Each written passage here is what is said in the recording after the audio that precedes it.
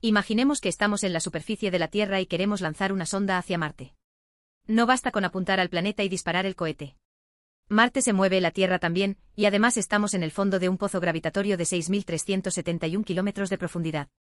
Para escapar de ese pozo y dirigirnos a otro planeta necesitamos una velocidad concreta, pero no cualquier velocidad, necesitamos un exceso de velocidad una vez que hayamos vencido la gravedad terrestre. Ese exceso es la energía C3. Vale, C3. He oído ese término muchas veces, pero nunca lo he visto definido con claridad. ¿Qué es exactamente? Porque velocidad de escape ya sabemos cuál es, unos 11,2 kilómetros por segundo desde la superficie. ¿Por qué no basta con alcanzar esa velocidad? Buena pregunta, es la clave de todo. La velocidad de escape es la velocidad justa para llegar al infinito con velocidad cero. Si lanzas una sonda exactamente a 11,2 kilómetros por segundo desde la superficie, llegaría al infinito, sí, pero llegaría parada. Y parada no te sirve de nada porque no llegas a ningún otro planeta, te quedas flotando sin energía. Necesitas llegar al infinito con un sobrante de velocidad, un exceso que te permita continuar hacia tu destino. Ah, entonces no es solo escapar del pozo, es escapar sobrando. Como cuando saltas un muro, no basta con llegar justo al borde, necesitas impulso para caer al otro lado. Exactamente. Y ese exceso de velocidad cuando ya estás muy lejos de la Tierra, en el infinito, tiene un nombre concreto, se llama v infinito, velocidad en el infinito.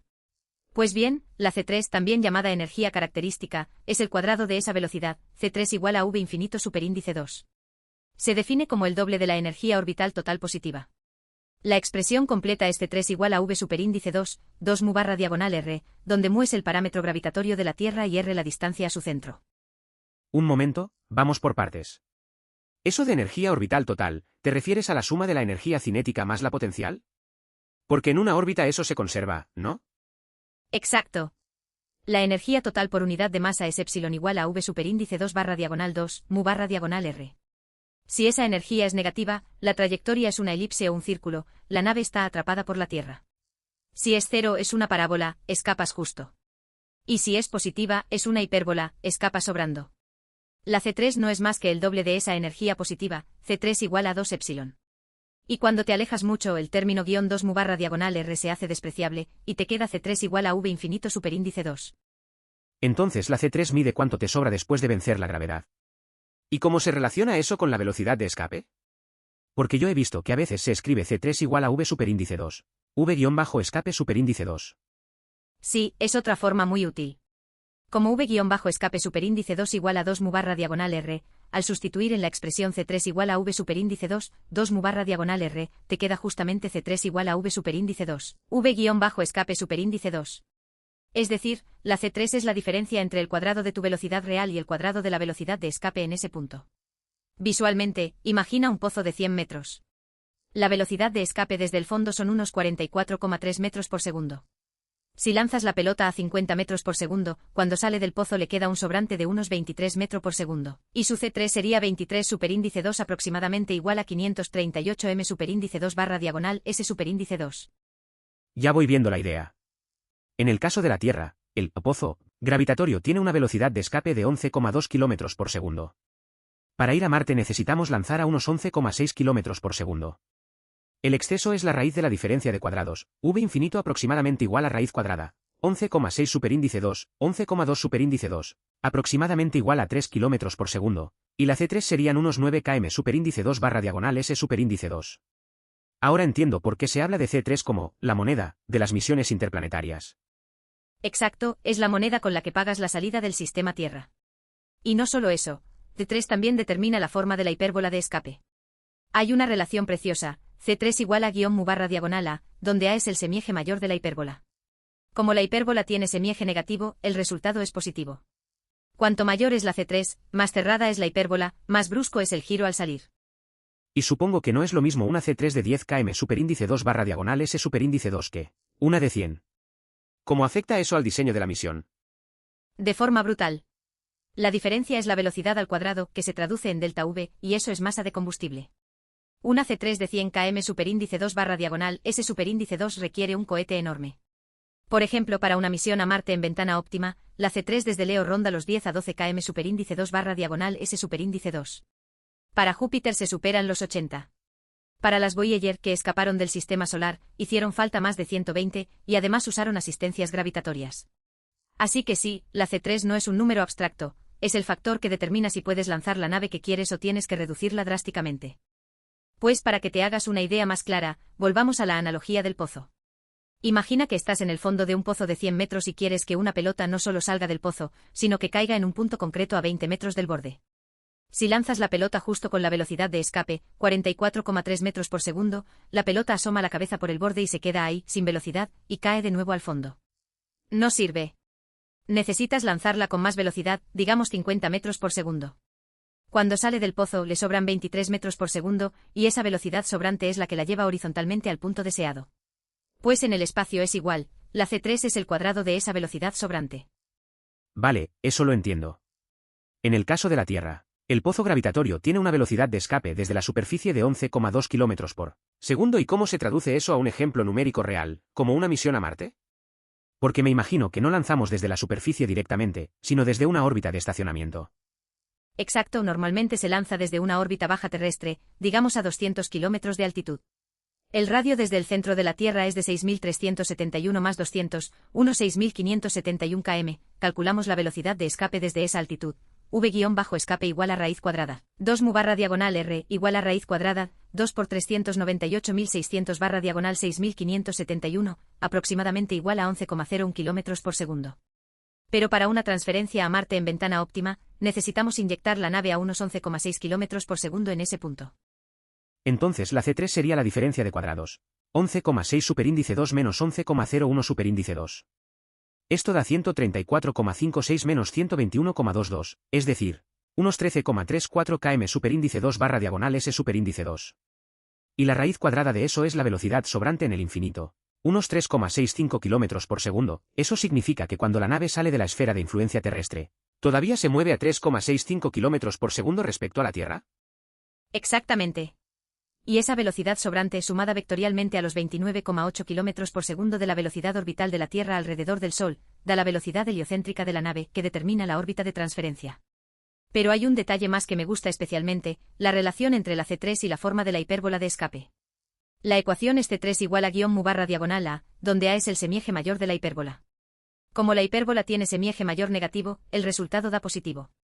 Cuanto mayor es la C3, más pequeño es el valor absoluto de a, y por tanto más cerrada es la hipérbola. Más cerrada significa que la nave gira más bruscamente al salir de la Tierra, ¿no?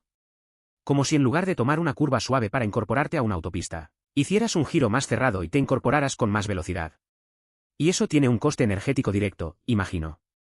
Exactamente, y de ahí viene tu pregunta anterior sobre la diferencia entre 10 y 100 km superíndice 2 barra diagonal S superíndice 2. No es una diferencia lineal, la C3 es velocidad al cuadrado. Pasar de 10 a 100 km superíndice 2 barra diagonal S superíndice 2 significa multiplicar por 10 la energía que hay que dar a la nave, y eso se traduce directamente en masa de combustible. Para darte un orden de magnitud, una C3 de 10 km superíndice 2 barra diagonal S superíndice 2 puede requerir unas 3 toneladas de combustible por tonelada de carga útil. Una de 100 km superíndice 2 barra diagonal S superíndice 2 puede necesitar más de 20 toneladas de combustible por cada tonelada de carga. Por eso las misiones a Júpiter requieren cohetes enormes o múltiples asistencias gravitatorias, y las misiones a Marte en ventana óptima son mucho más asequibles. Con que la diferencia sea de 10 a 100, ya me hago una idea. Es como comparar un viaje en coche que consume 50 litros con uno que consume 500. La pregunta obvia es, ¿cómo eliges la C3 que necesitas para cada misión? Porque supongo que no es la misma para ir a Venus que para ir a Saturno, y además cambia con el tiempo. Ahí está la clave. La C3 no es un valor fijo para un destino. Depende de la ventana de lanzamiento, de la geometría de la transferencia, y de si usas asistencias gravitatorias. Por eso es tan importante entender que la C3 es la moneda de cambio, pero el momento del lanzamiento es el que determina cuánto tienes que pagar.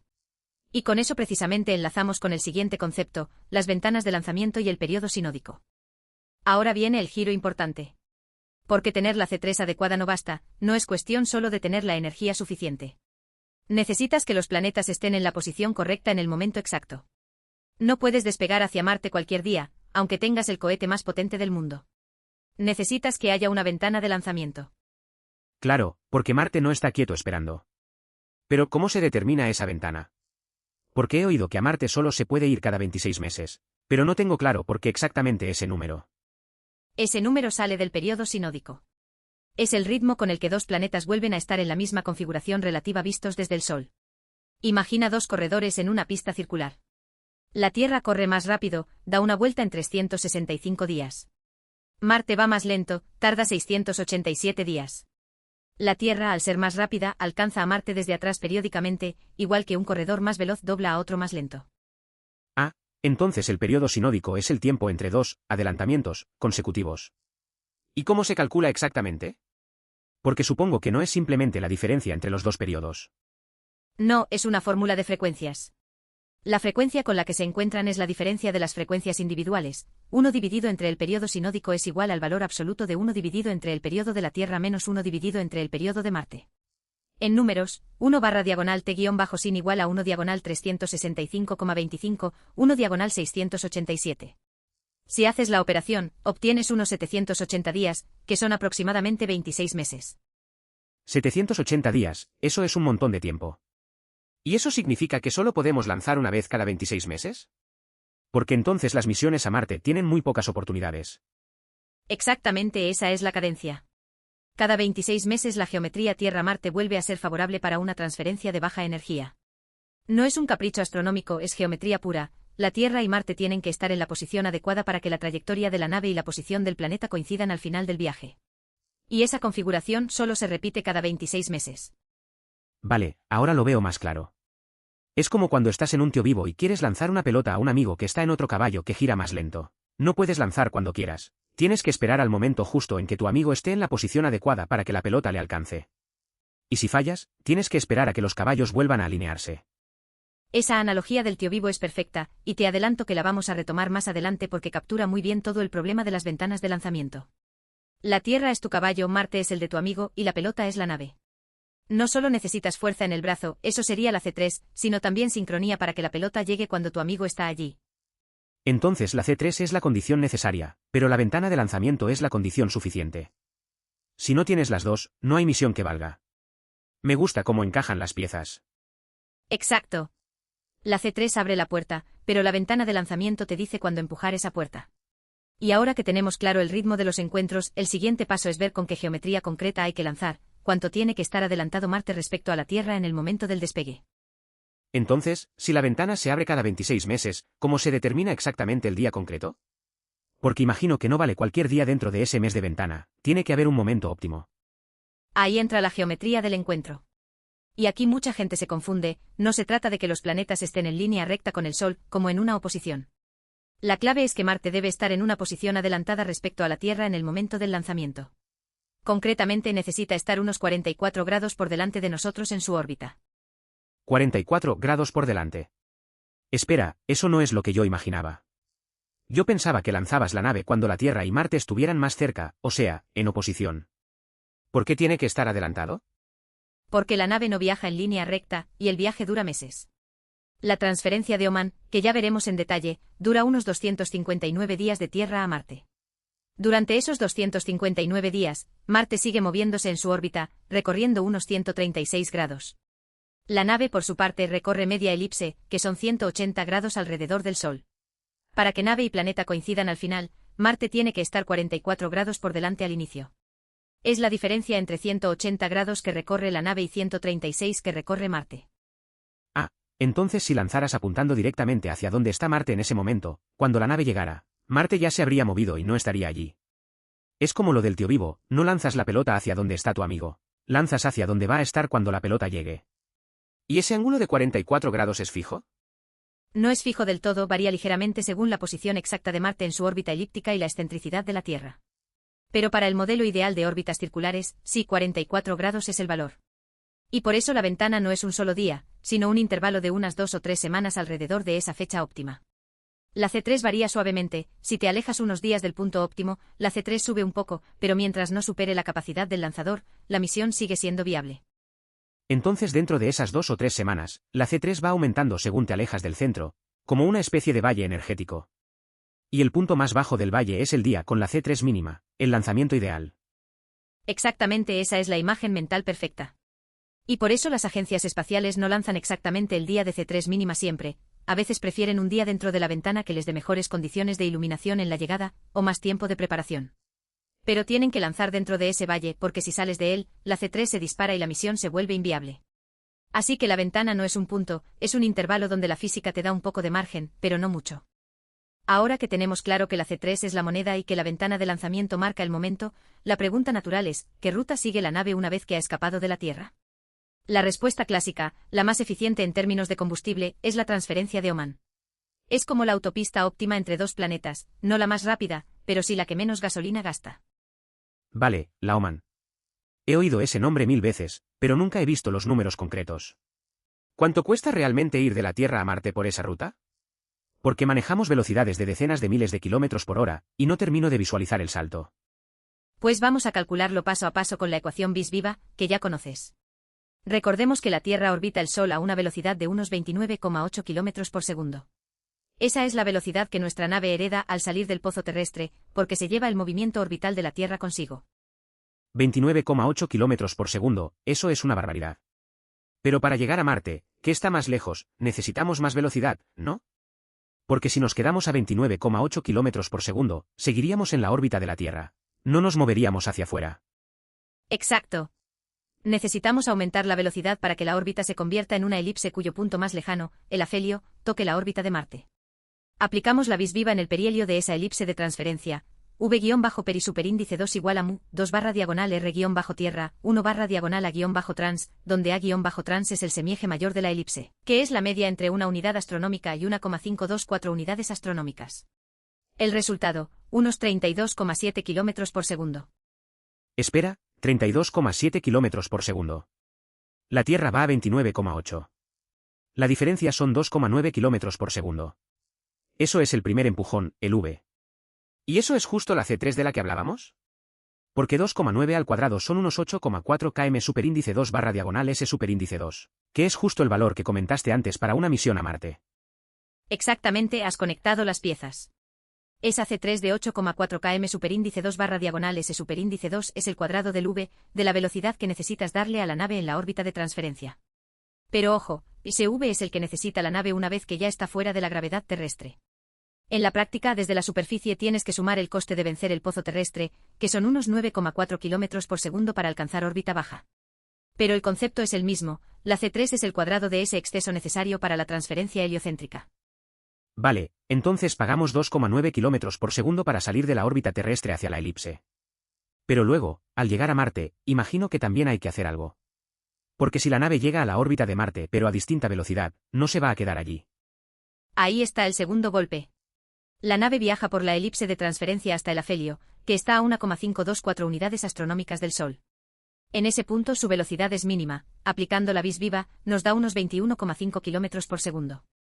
Pero Marte en su órbita circular, se mueve a 24,1 kilómetros por segundo, la nave llega más lenta que el planeta. Para que Marte la capture necesitamos acelerarla esos 2,6 kilómetros por segundo de diferencia. Ese es el V. O sea, que en la salida aceleramos 2,9 kilómetros por segundo, y en la llegada otros 2,6 kilómetros por segundo. Total, 5,5 kilómetros por segundo de delta V. Y eso es solo la parte heliocéntrica, luego hay que sumar el aterrizaje y todo lo demás.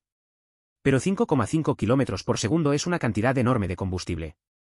Sí, por eso las misiones se diseñan con tanto cuidado. Pero fíjate en la belleza del concepto, la C3 de salida, 8,4 km superíndice 2/diagonal S superíndice 2, y el V de llegada, 2,6 km por segundo, están relacionados por la geometría de la elipse. La ecuación bis viva te da todo.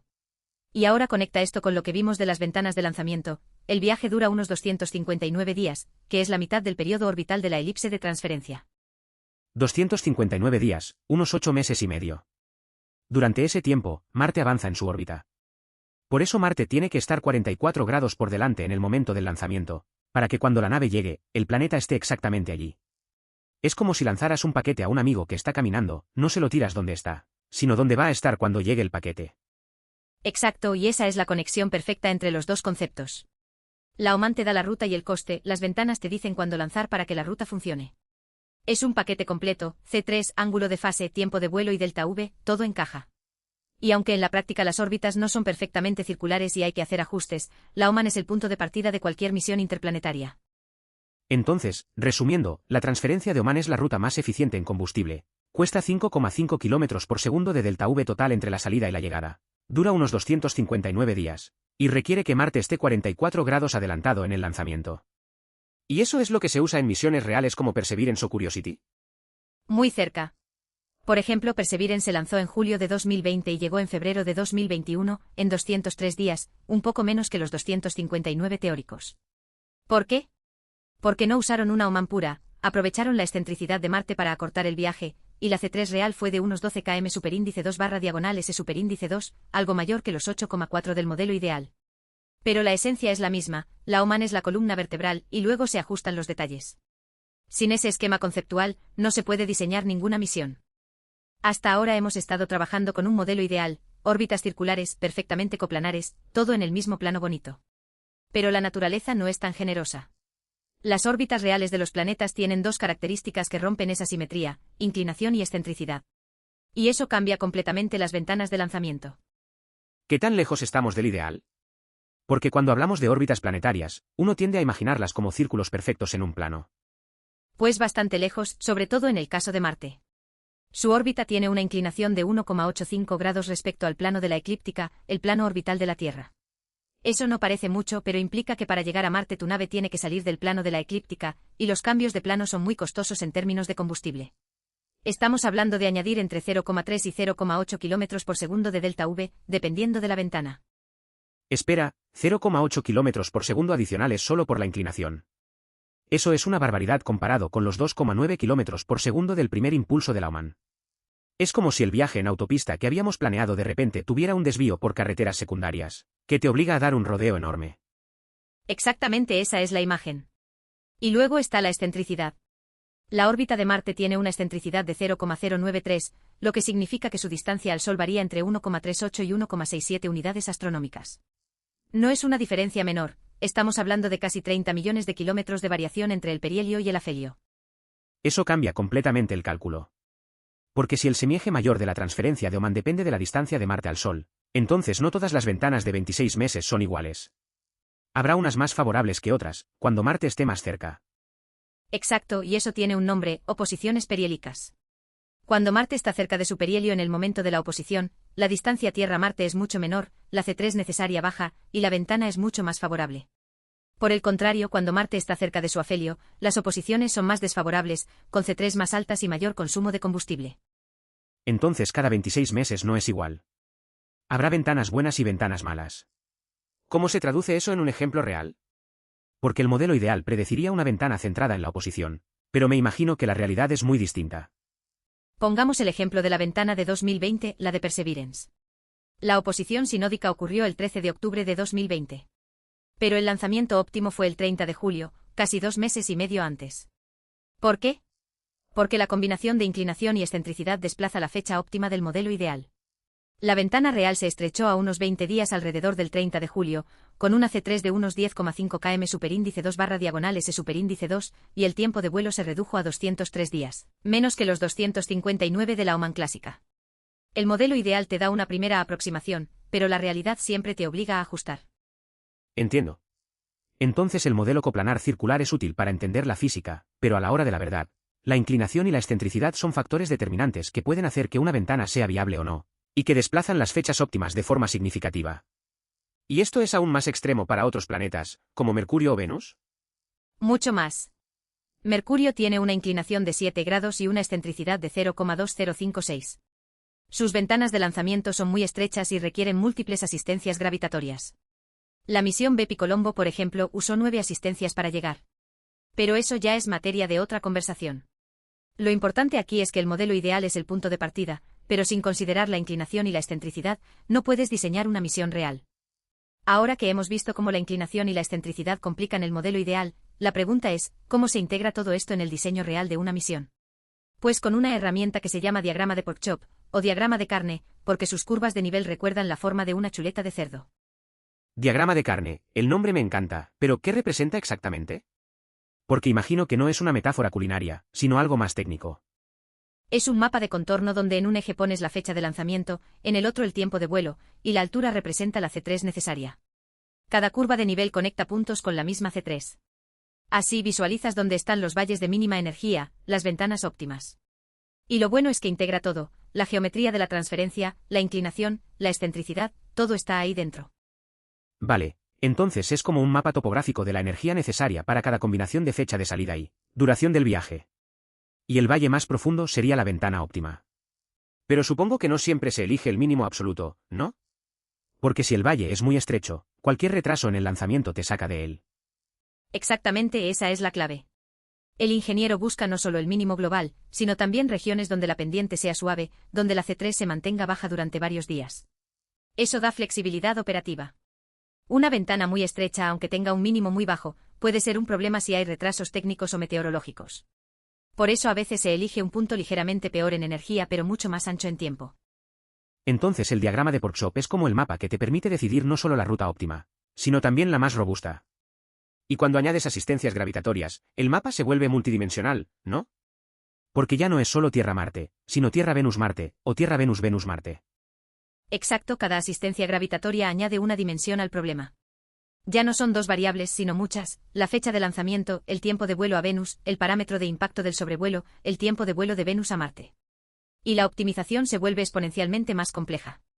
Se suele hacer en dos fases, primero una búsqueda global con modelos simplificados para identificar secuencias prometedoras, y luego una optimización fina con métodos numéricos. Dame un ejemplo concreto de cómo funcionaría eso. Porque me cuesta visualizar cómo decides entre una transferencia directa y una con asistencia de Venus. Por ejemplo, Imagina que quieres ir a Marte pero tu lanzador no tiene suficiente potencia para la C3 que requiere la OMAN directa. Entonces buscas una asistencia de Venus. Lanzas en una fecha que te permite llegar a Venus, y el sobrevuelo te da un empujón gravitatorio que aumenta tu energía heliocéntrica o cambia el plano orbital.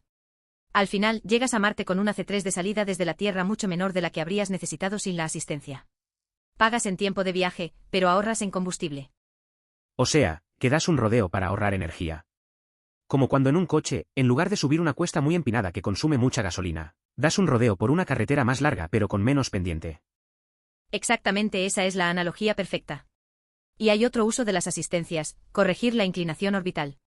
Como vimos, la inclinación de Marte de 1,85 grados obliga a un cambio de plano que cuesta entre 0,3 y 0,8 km por segundo de delta V. Pues bien, un sobrevuelo de Venus bien diseñado puede hacer ese cambio de plano gratis, sin gastar combustible. Es como si en el rodeo encontraras una gasolinera que no solo te da combustible gratis, sino que además te endereza el coche si vas torcido. Eso es increíblemente elegante. Entonces el diseño de una misión es un proceso iterativo, empiezas con el modelo simplificado de Oman, añades inclinación y excentricidad, exploras asistencias, ajustas por restricciones operativas, y al final obtienes una trayectoria que es un compromiso entre muchos factores. Así es. Y cada iteración puede obligarte a reconsiderar decisiones anteriores. Una asistencia que parecía excelente en el papel puede resultar inviable porque el sobrevuelo ocurre demasiado cerca del Sol, o porque la geometría de comunicaciones es desfavorable. O una ventana con C3 muy baja puede tener una duración tan corta que el riesgo de no poder lanzar a tiempo sea inaceptable. Es como un puzzle donde cada pieza afecta a las demás. Y al final, el ingeniero de misiones es como un navegante que debe sincronizar todos los factores. Exacto, y esa es la mejor analogía para cerrar este tema. Diseñar una trayectoria interplanetaria es como planificar una travesía en velero. La C3 es la fuerza del viento que necesitas para salir del puerto. Las ventanas de lanzamiento son las mareas y las corrientes que facilitan la salida en ciertos momentos. La transferencia de Oman es la ruta más directa con viento favorable. Y las asistencias gravitatorias son como aprovechar las corrientes oceánicas que te empujan en la dirección deseada. Y el ingeniero es el navegante que espera a que la marea, el viento y las corrientes se alineen, y entonces traza un rumbo que aproveche todos estos factores de forma combinada. A veces la ruta más rápida no es la más directa, sino la que mejor aprovecha las condiciones del momento. Exactamente. Y a veces conviene dar un rodeo para coger una corriente favorable que ahorrará días de navegación. Eso es exactamente lo que hace el ingeniero de misiones, esperar la alineación cósmica, trazar el rumbo que minimice el esfuerzo, y aprovechar cada empujón que el sistema solar ofrece generosamente. La optimización de trayectorias no es solo un ejercicio matemático, es el arte de bailar con la gravedad. Bueno, después de todo esto, creo que por fin entiendo por qué las misiones a Marte no se lanzan cualquier día. No es solo cuestión de tener un cohete potente, es que necesitas que todo el sistema solar se alinee contigo. Exacto, y esa es la mejor forma de resumirlo todo. La C3 es la moneda con la que pagas la salida del pozo terrestre, la energía que te permite escapar sobrando. Las ventanas de lanzamiento son el ritmo del sistema solar, ese latido cada 26 meses que te dice cuando los planetas están en la posición adecuada. Y la transferencia de Oman es la ruta más eficiente, la autopista que minimiza el gasto de combustible. Y luego está la optimización, que es el arte de sincronizarlo todo, elegir no solo la ruta más barata, sino la más robusta, la que te da margen si algo sale mal, La que aprovecha las asistencias gravitatorias para ahorrar todavía más. Es como bailar con los planetas. Esa es la palabra exacta, bailar con la gravedad.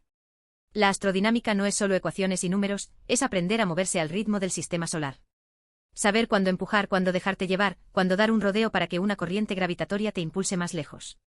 Y todo empieza con entender estos conceptos básicos, C3, ventanas, Oman, y cómo la inclinación y la excentricidad complican el baile. Ahora, cada vez que vea el lanzamiento de una misión a Marte o a Júpiter, voy a pensar en todo esto. En que detrás de ese despegue hay años de cálculos para sincronizar el momento exacto, la energía justa y la trayectoria precisa. Es impresionante. Y esa es la mejor reacción que podía tener. Porque cuando entiendes estos conceptos, dejas de ver las misiones espaciales como simples lanzamientos y empiezas a verlas como lo que son, una coreografía perfectamente calculada entre nuestra tecnología y los movimientos del sistema solar.